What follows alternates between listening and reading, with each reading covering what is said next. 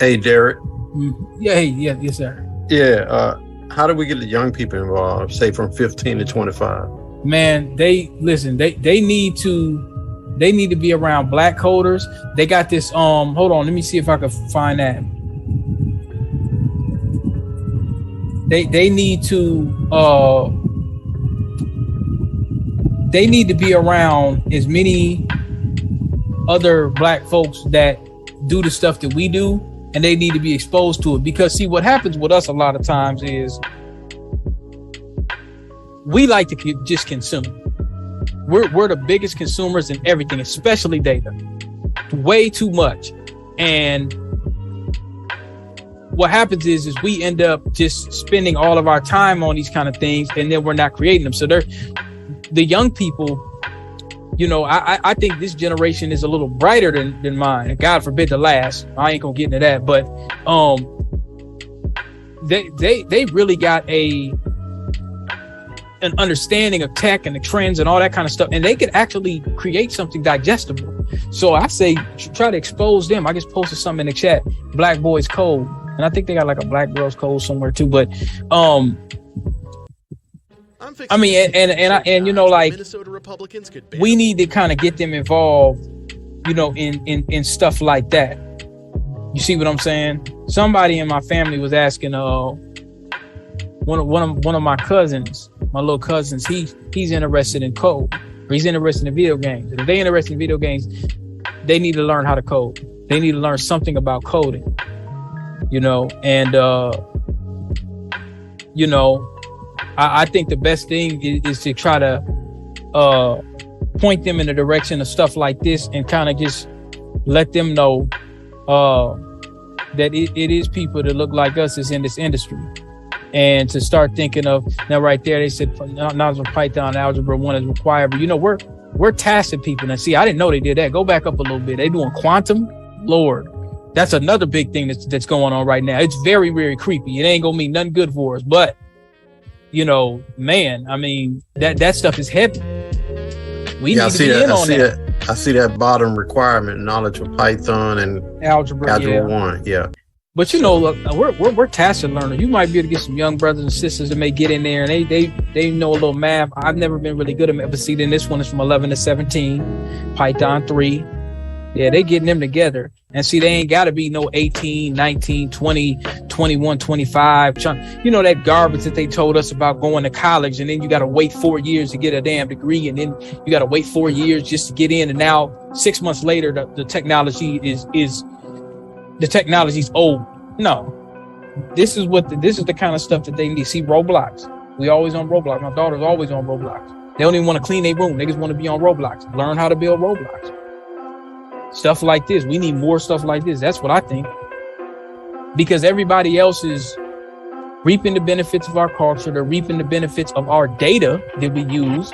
And we need to start reaping some of those benefits. We need some of our own apps. I don't know how to create apps, but we need to start reaping the benefits of our culture and reaping the benefits of our data.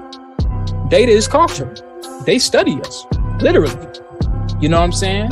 Like our buying habits, everything. We need to be. We need a black Roblox. We need some kind of. They okay. I didn't know all that. They got them everywhere. Ontario. A lot of brothers and sisters out there in Canada. I think some of this is virtual too. I'm pretty sure it's virtual too. So this stuff is gonna fill up quick. But yeah, that right there, stuff like that. I think there's one called Black Girls Code.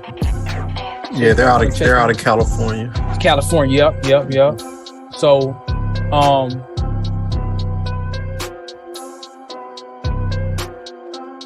yeah, we need to be sending them. And another thing, like when you ask, well, what do I think we need? We need stuff. We need stuff for us, not minorities, not people of color. No, we need stuff specifically for us, because whenever stuff starts happening, we're always taking the brunt end of things. We need stuff for us first. We can help everybody else afterwards. I'm a big proponent of that. and it's not going to win no popularity contest, but that everyone else prioritizes each other. Everyone else prioritizes themselves. We need to prioritize our group.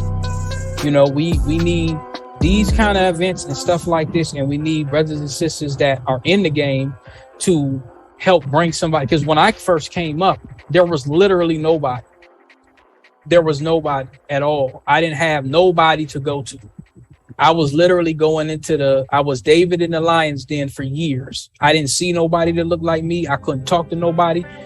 A lot of the if I did meet like a brother in a director position, a lot of times, I'm gonna refrain from the word I want to say, but I couldn't say nothing to him. He wanted to stay away from me. Like, okay, didn't want to. You get some people, they just don't want to be around other black folks. They just want to be the head person and be like, hey, I don't want my coworkers to know I associate with these people. So you know, sometimes when I used to meet brothers, they would kind of be on that tip. So I kind of had to figure out everything on my own before YouTube and before Google.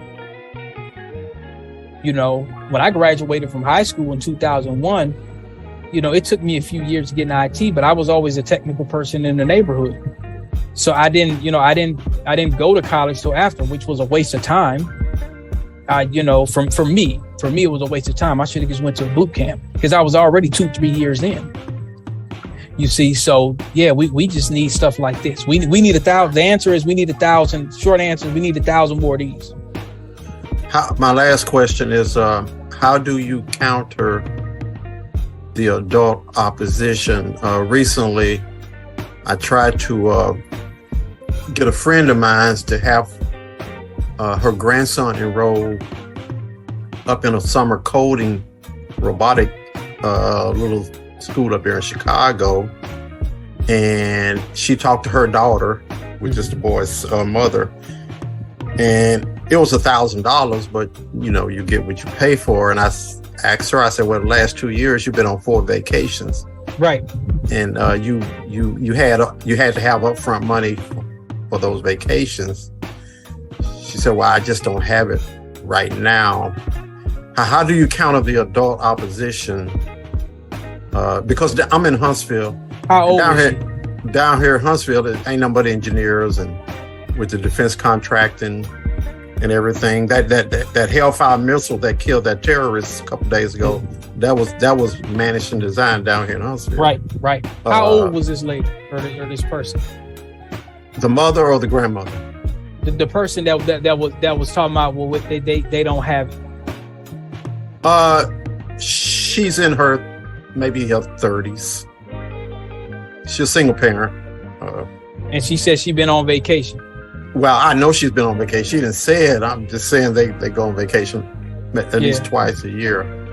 Got him in some kind of ROTC camp, but it would have worked wonders for him to be away from them, for at least, it was a 2-week thing. But how do you counter the adult opposition? Because a lot of that is going around. Well, one thing I'm gonna say, and I'm just gonna say this and be frank, we still have some of us that's in them, typically ain't in the 20s, but typically you get some of them 30, 40, 50-year-old folks. They got that old Negro syndrome. They got that civil rights syndrome. Hey, listen, everything was passed down to me, but I ain't gonna leave my kids nothing. You can't really do nothing with them a lot of times. I'm just gonna be honest. You could try to, whenever you're around the kids, you could just show an impression, because the kids are gonna gravitate towards what works anyway. But they'll make every excuse in the book. Weave, nails, Jordans, VH1, turn up, need a new rim on a car. It doesn't matter what it is. They'll make any excuse not to put some effort into their kids. And when it comes to taking a bunch of pictures and videos and Facebook pictures on TikTok or wherever they go to showcase other black folks that ain't got no money like them, or say that they ain't got no money, we magically find a way to spend $3,000 to $4,000 to $5,000 to $10,000 a month going on vacations, but we can't seem to invest it in our kids. There's not much you're gonna do with the adults. They done already made their decision. In their minds, they're looking at it from a standpoint like, well, I got mine, you get yours. They're not telling you that, but that's really what they mean by definition from what they're doing. Their attitude is, well, I don't really want to invest $1,000, but I could invest in going way out of town somewhere, potentially risking in this pandemic. I'm going out of town too, but you're potentially risking yourself getting sick. They're willing to risk 1,000 different things, but you can't risk $1,000 to give to your kids. And see, that's a shame. That's a crime on itself, man. If you got so many people, they got all the money so far to be out here popping bottles, turning up, and so far going on kind of vacation to get. They got no money so far to invest in your own kids and anything. So put it like this, and I won't go too deep into it, but it's kind of like the common Negro politicians you see on TV today. They can make 1,000 excuses about what they can't do for us, and then tell us to turn out into the polls while we getting slaughtered in the street. From Buffalo up here to Minnesota, wherever. And they'll make 1,000 excuses about what they can't do. But then when it's time for somebody new to come in office, they'll, the boogeyman, what are we going to do? No, it's not going to be any different than anybody else. So that they got that same kind of mentality. It's like the plantation mentality. I don't really want to help my kid, but I could take a vacation 4 or 5 different times, but I don't want to invest in them. Because here's the thing. The kid that's 14, 15 years old, he's not going to take as long as you, I, Angelina, and everybody. It took us forever to get to this point, and we still ain't where we're supposed to be. It took us forever to get to this point. It's not going to take them that long. They're going to be a terraform within 2-3 years because all of the information is here. All of the information is here. We had to scrape and deal, and I'm just gonna say it like this. We had to deal with a bunch of old Negroes that we come across that didn't really want to give us no game or no support. Now, if they tell you to go to the pews, if they tell you to go holler a Creflo Dollar or TD Jakes, they got money for that. But they didn't really want to tell us nothing. I've been through it. I used to ask the older guys. They'll tell you, man, I used to have the women and I had a Cadillac and I had this and that. And okay, well, what advice you got for me? Young brother, you got to get it on your own. I'm like, whoa.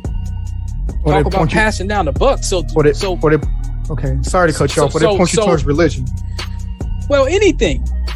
That'd be the main thing, but anything. It would be anything to avoid giving us some things that we could produce some tangible benefits. They have nothing for you. The attitude is, I got mine, you got yours. And that's what we had to fight coming up. Even just getting basic stuff. I shouldn't have had to fight tooth and claw just to get basic information, how to get how to learn, just to get the term of CompTIA. I had to search and look, and there wasn't nobody I knew. Whereas Billy Bob and them, they have the whole world. They may not know shit, but they have the whole world. Just, hey, Bob, you want them to know how to do this? Here, I'll show. I didn't seen it. My whole career, I didn't seen it. I didn't seen dudes that shouldn't even touch a computer. But they giving them the Kubernetes. They giving them all of it. And then when I come in or y'all come in, they start talking about, well, I can't give you access to Splunk. So that's what I'm saying. Outside of just the infrastructure, once you get in, we're fighting and clawing by the people that's supposed to be representing us in the best way. The elders, the people that's supposed to be in our neighborhoods, we supposed to look to. We get in these situations and we're blind. They don't have to go through searching so much. We have all the information. We have Kubernetes. We got the Guide to Being Black in IT book. We got Rashad Morton. We got a lot of black software engineers in the game. They're still trying to shut us out, but they can't. They can't shut us out. They've been trying. They've been writing algorithms with racist codes and all kinds of AIs. I mean, they do, but they can't. So, it's just different because now we have the access and the information to give to them. So like that, sorry for rambling, but the person is trying to, I want to go on vacation. What do we do with the adults? The adults, you got to throw the towel, the white flag for them. If they don't want to invest in their kids, they not. But the kids that are interested, they're going to find a way anyway, just like how I did. And their parents ain't going to be able to stop them because they're going to kind of do like me. I didn't really have nobody when I was younger. My parents didn't say, well, Derek, what do you want to do? I just had a lot of ambition, and I had a lot of blind, burning ambition. So I was going to get in the game. I told myself when I decided I was going to get in the game within 6 months, and I didn't. So like I said, as long as we expose them to that access, they're going to get in. I'm going to land my plane. I got to get on the road, you guys. I love y'all. Email me if you have any questions, and I'll send you any positions you need, but that's what we need to do. We got to give them access to all this kind of stuff. That's all we need to do. That's it.